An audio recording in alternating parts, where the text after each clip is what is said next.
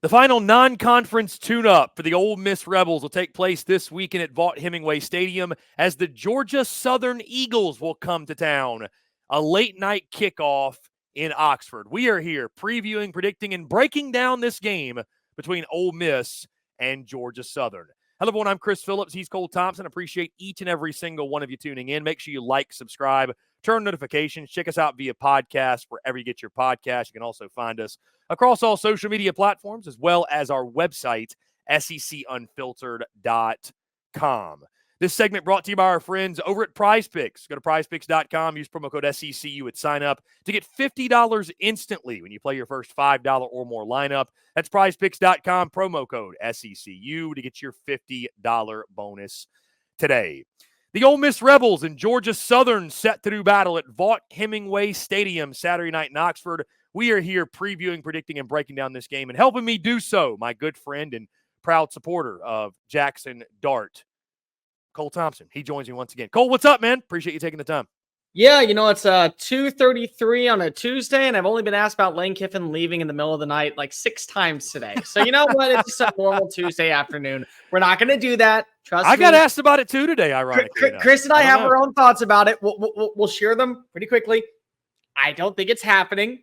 I think Chris doesn't think it's happening. Yeah, as of this moment. By the way, there's no job available right now, so why are we even discussing it when we know the writing is on the wall? But still, let's just call a spade a spade. It's almost like Cole. People are so bored with Ole Miss's schedule. Just with all due respect to the teams they've played and will play this weekend, it's almost like people are so bored with the schedule. They're like, let's just talk about something else. It's like, now, how about we talk about the fact that Lane Kiffin is 100% right when he calls out Wake Forest for not doing the home-to-home matchup. Let's just call a spade and say that Lane Kiffin has every right to be pissed off as all hell that the Demon Deacons decide to sell their soul to the ACC and not go travel down to Oxford for another butt whooping because they realize that that's a bad look. And you have to realize also, Chris, they got rid of the non-conference game with USC. So now that's 2 non-conference games that have been affected for Ole Miss. And at a program like Ole Miss that still is trying to prove its mark as a legit contender year in and year out for the college football playoff, every significant win matters. And Wake Forest, a Power 4 program, one that is going to at least be in the ACC, USC, now looking to turn the corner. Let's talk about that. He has every right to be kind of pissed off that he went to Winston-Salem. He took his team in what was supposed to be not the best weather conditions, and now instead of returning the favor, the Demon Deacons sold their soul to stay put out in North Carolina. It's a pretty good sign when teams are scared to play you, though. I will say that. Good. Credit to him, but he is absolutely right. Again, guys, Ole Miss and Georgia Southern, we're breaking down this game. They're doing battle 7:45 p.m. Eastern on the SEC Network at Vaught-Hemingway Stadium in Oxford. Ole Miss is a 35.5-point favorite. The over-under set only. The over-under set at 56.5 in this game. Series history, these teams have met just once. Ole Miss won that game back in 2016. They won it by a final score of 37-27.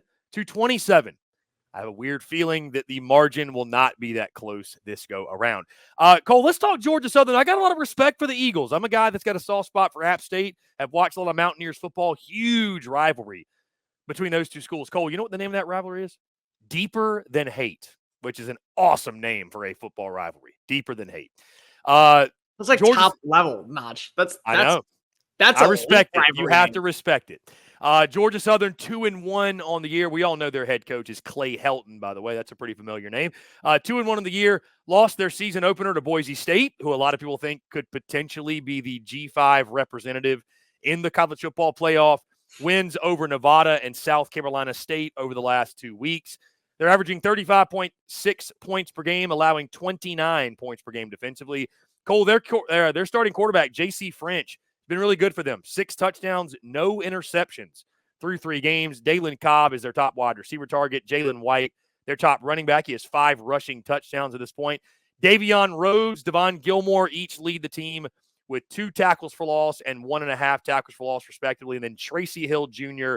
and Tyrell Davis with 1 interception apiece. But as we look at this game and we zero in on Cole in the matchup, it's all about Ole Miss again, right? I mean, for the 4th consecutive game, the 4th consecutive week, it's the final non-conference tune-up for the Rebels. And with all due respect to Georgia Southern, who's got a really, really proud program. Hey, Georgia Southern would probably beat Mississippi State. Let's call it for what it is. But this isn't Mississippi State they're playing. This is the other team in the state of Mississippi, the Ole Miss Rebels, who's one of the best teams in college football. So this really feels like, yet again, Cole, it's another week for Ole Miss, and I guess the final week with non-conference play wrapping up for them, where any last kinks you feel like you may have or any last chinks you have in the armor, Jackson Dart talked about, in their 40-6 win against Wake Forest, we didn't play quite to our standard. It's another opportunity for Ole Miss against inferior competition to play to their standard, to really take it to somebody before they finally dive into SEC play. I don't mean to go ahead and be short when it comes to Georgia Southern content, but let's just call a spade a spade. We are on the SEC Unfiltered channel, so most of the conversation is going to be around that. I have a vast appreciation for Lane Kiffin and Jackson Dart and how they have coerced this offense over the last 3 weeks, because it's very easy to get complacent when you don't play quality or competition up to your level, or that you could easily send out your backups. It would be a lot closer of a matchup, but still you'd walk away with the dub. It's the attitude, and it's also kind of the sheer arrogance that these two come with. When you're dropping 40 points, you're throwing for over 350 yards, you're saying not good enough. But it's not you saying it's not good enough in terms of the competition that you play or the number of points you score. It's not good enough internally to how we look on the field. And the reason why that's so important, Chris, is because of they're carrying that aura now into conference play next week when they play host to Kentucky, when they have to go travel to Williams-Brice Stadium to take on a now very dangerous South Carolina defense, when they have to play on the road against LSU. All those things aside, this is where, when you're Ole Miss, you're setting a standard for yourself, realizing that if we are going to go about this last dance mantra, the last dance was all predicated on everyone living up to a certain aura and expectation, because they realized there is no tomorrow. There is no second guessing. There is no, well, we'll get them next year. No. So you want to be able to set a tone whenever you're playing against Georgia Southern, against Wake Forest, against FCS Furman. It doesn't matter the competition. You're just trying to be the best version of yourself, because if you know that on Saturdays in the SEC, just going and being a quote-unquote favorite on a road environment, it's not enough these days. LSU, 7-point favorite, barely squeaked out a win at Willie Bean. We're talking about Tennessee. I have Tennessee fans flooding my comments saying I'm an idiot thinking that this offense of Oklahoma won't be explosive.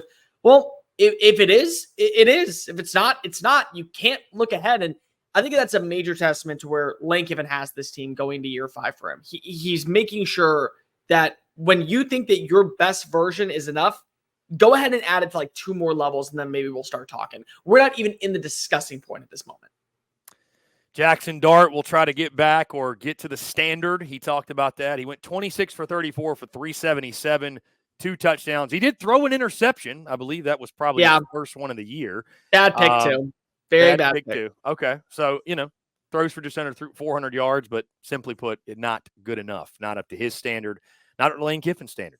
When you look at this game, again, Cole, it's like many we've talked about with Ole Miss, and I'm just like everybody else out there. I cannot wait to see this Rebels team get into conference play and, play some SEC competition, because there's so many things I just, I feel good about Ole Miss. I want to find things out about them, but it's really hard to, honestly, in a game like this. You have to really read between the lines. But one thing that's been interesting, Cole, is the emergence in the running game. Obviously, Henry Parrish Jr. has just taken over. I mean, 22 for 133 in that last game, 2 touchdowns. But I'm kind of curious about like Ulysses Bentley. Like, how much of a role is he going to have in the offense? Just 3 carries for 17 yards in that game against Wake Forest. Unless I'm unfamiliar with maybe some sort of lingering injury he's dealing with, I don't think he is. I'm just curious, is this the game that we see more Ulysses Bentley? And that's the thing with the Ole Miss offense, so interesting.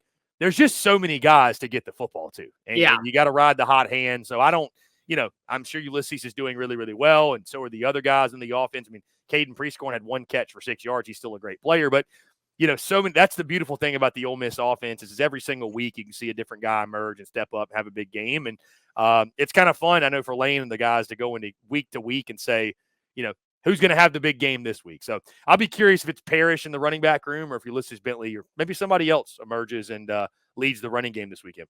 So Bentley was injured during spring practice. He was very limited in that asset.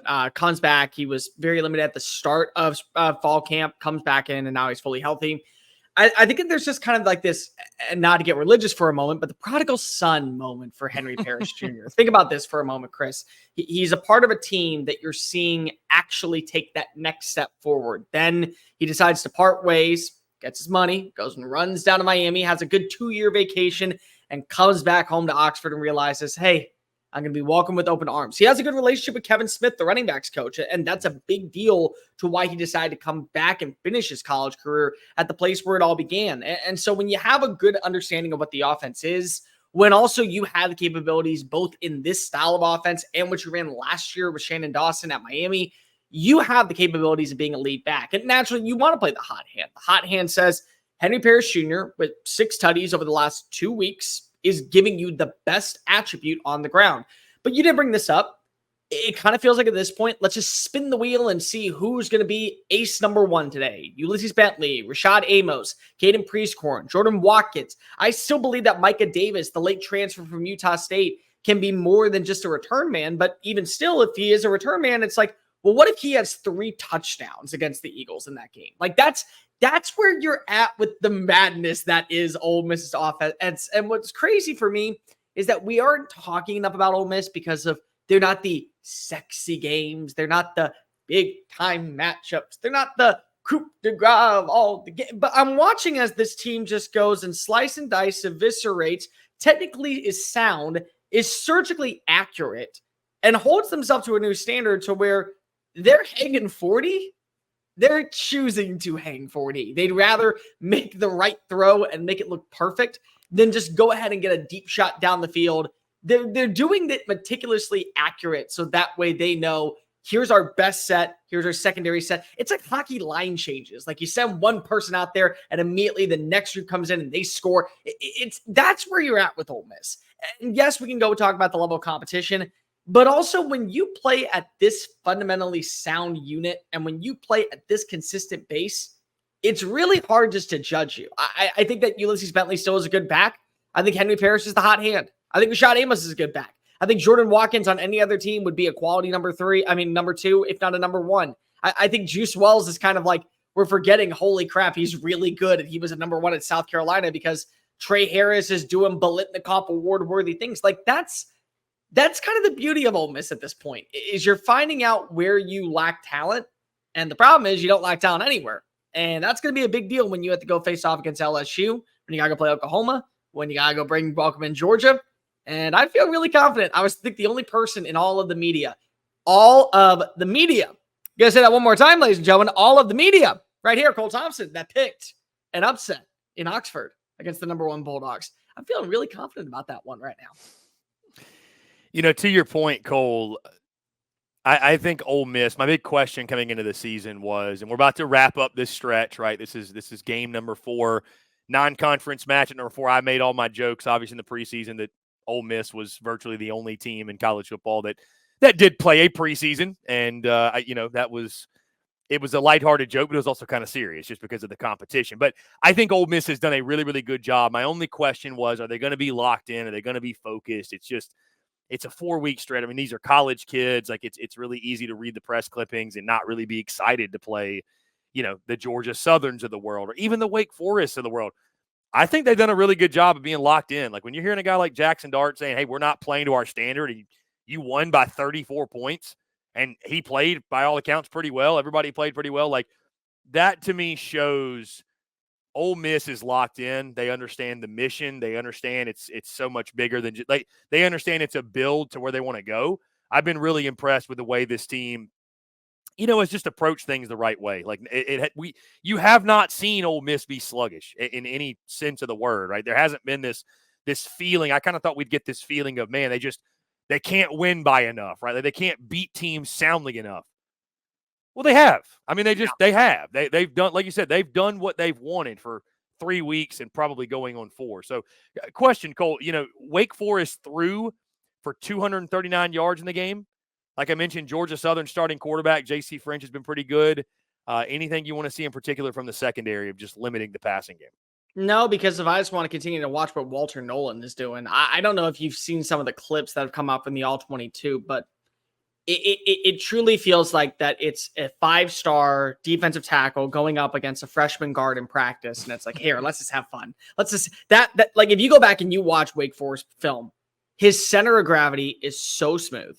His ability to win at the point of attack and just overpower offensive linemen has become a pure joy for, I think, Ole Miss fans everywhere. On top of that, he's playing opposite of Jared Ivey and JJ Pegas. He's also still got Prince Ewan Manley Ellen coming back. You know, he's getting fully healthy for the start of SEC play. You're looking at this defensive line and just going, okay, well, the ferocious four is maybe what we're going to call it, or it's not going to be fickle. That's for dang sure. They're going to eat. They're going to bully. They're going to take lives. And they're worth every penny in terms of the NIL collective. And what's really funny is we heard another athletic director talk about NIL collectives and how they need more boosters if they want to sue on out of here and make a good time play. Well, Ole Miss's NIL collective is a big reason why that defense is looking pretty ferocious. And if you can continue to get to the quarterback's face, honestly, in the secondary part, I don't think you have much to worry about. I truly think that quarterbacks and early offensive lines you're going to see, South Carolina potentially, Kentucky especially, maybe even Oklahoma, depending on what that unit looks like. You're going to have a quarterback hitting the dirt and probably not hitting his receivers in stride more often than not. And to your point, Cole, the greatest compliment you can receive is someone, I guess maybe a comparison or a comp or just bringing you up in conversation. That's exactly what happened with Hunter Yurachek, Arkansas's athletic director, mentioning the Grove Collective and just how we need, he essentially said, we need to be like them. So a great compliment to what you they've won't, built. But I mean, there. It's okay. I mean, it's fine. Well, yeah, you're right. But still, I don't care. I'm hated in Fayetteville at this point. Yeah. Those guys over at the Grove Collective have done a great job. Again, I think, Cole, you and I both agree, another opportunity for Ole Miss to build confidence, pad the stats a little bit. I mean, be clicking on all cylinders and feel really, really good going into conference play when Kentucky comes to town next week. So that being said, let's go ahead and lock in some predictions, Cole. I'll let you start. How do Dart NATO and the boys fare against Georgia Southern on Saturday night? It's going to be a nice, cool, very docile start to the game. The wind will be quiet.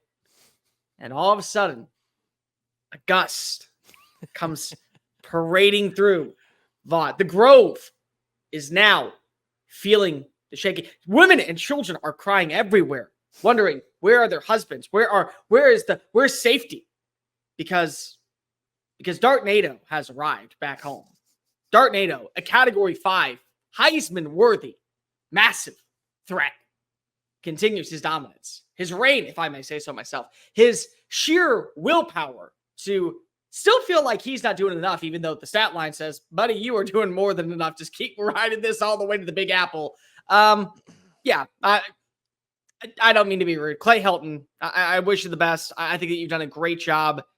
Unfortunately, you did have to replace a USC coach, and it wasn't the coach that you're playing against who also was at USC. But there's a reason why you were the next man waiting and not the guy that actually was named the head coach at first. I got Ole Miss winning this one 45-6. I think that's just going to be another beatdown. And if that happens, Chris, I think that the crazy part that we have not talked about yet is if my score comes true, 45-6, in non-conference play, Ole Miss would be entering the SEC not allowing a touchdown. And the defense was the entire story of the offseason that people want to talk about alongside the offensive line. I don't care who the hell you are. You can be Bumble Skunk Tech University or Testicle Martin State University. You do a shutout and you hold them to field goals, they're not finding the end zone. Sorry, that is a wake-up call for the other 15 teams that are trying to make it all the way down to Atlanta. To your point, Cole, to go, if it does happen, to go 4 straight games not giving up a single touchdown. Like I said, I don't care who you're playing. That is wildly impressive. I'm curious, is Dart NATO, like, is it similar to Shark NATO? Just takes out everything in its path, I'd assume? Is that? I think entertainment value is probably a lot better than Shark NATO. I definitely think that the CGI that goes into toward the graphics for him is just, it's second to none. The Dart NATO that terrorizes SEC schools and will leave nothing left but children and students picturing their way down to the watering hole, wondering what the hell went wrong, is going to be, I think, the category of what we need to be talking about whenever it comes to this style of quarterback. Well, on that note, I'm going to make a trademark. I don't care. I won't be quite as, I don't know if I have quite the dramatics that you have in the pick, but I'm going Ole Miss, and I'm going Ole Miss big. The Rebels are a wagon right now. Bet on Ole Miss until they miss, and they haven't missed all year. I had them last week, Cole, at -24. They won by 36, or excuse me, 34. Right? 34. Yeah, 34. I was sitting there for a moment wondering if the over was going to hit, though. They're 35.5-point favorites this week.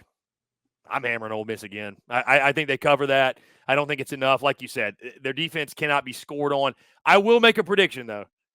Georgia Southern finds the end zone. I'll give you that. Georgia Southern finds the end zone. I've got Ole Miss winning the game, though, big. 52-13, the final. I think they get in the end zone once, but no, I think Ole Miss, and very well, they could keep them out. I'm not saying it's impossible. I'm just kind of throwing out a score here. So 52-13, I've got Ole Miss beating Georgia Southern in what will be a very fun end to non-conference play. And I know the Rebels and all of us out there, Cole, will be looking forward to Ole Miss potentially raining their terror down on conference foes. So going to be fun. Dartnado takeover. Dartnado takeover. Henry Parrish, by the way. Ashton Genty. Remember that performance that we saw? Yeah, duplication. Just duplication. Over 750 yards of offense in this game. Like I said, keep betting the over until I'm proven wrong. Yeah, to be fair, I think this is going to probably look, Cole, a lot like some of the other games they've had in their first three. I think it's going to be a lot of just very similarities to those big blowout wins. So just a lot of cover your eyes. I don't want to see what's about to happen. He's dead. He's already dead. Kids, look away. This is TVMA. You don't need to see what's going on and not in Oxford. So, guys, what do you think? How do you feel? Do you agree with us? Do you disagree? How do you think it's going to play out when Ole Miss and Georgia Southern do battle on Saturday night at Vaught-Hemingway Stadium? Guys, it's going to do all for us. Appreciate each and every single one of you tuning in. Again, make sure you like, subscribe, turn notifications. Check us out via podcast, wherever you get those.